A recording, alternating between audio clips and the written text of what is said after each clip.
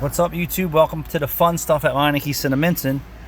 This is for all you GDI owners out there, and there's a lot of GDI engines on the road, and they require special and regular maintenance, and an oil change is not defined by regular maintenance. When people come in and say, I just need an oil change, you should be asking what maintenance is due for my vehicle this go around.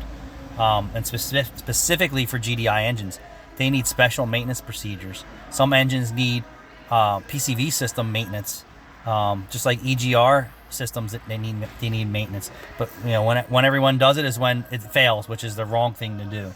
A simple GDI service on your GDI engine, and you could say every oil change. Depends on how the technician services it. If you maintenance it regularly, I can assure you your valves are not going to build up with sticky, gooey carbon, and then you're going to need the intake manifold or cylinder head pulled, or a walnut blasting job, or someone go in there and scrape with dental picks to get the carbon off. That's super labor intensive, and all can be postponed, or actually could never happen if you maintain it regularly. And I mean, as soon as you buy the car, hopefully you didn't buy one pre-owned, because I guarantee no one's been taking care of the carbon buildup behind the valves on the intake valves.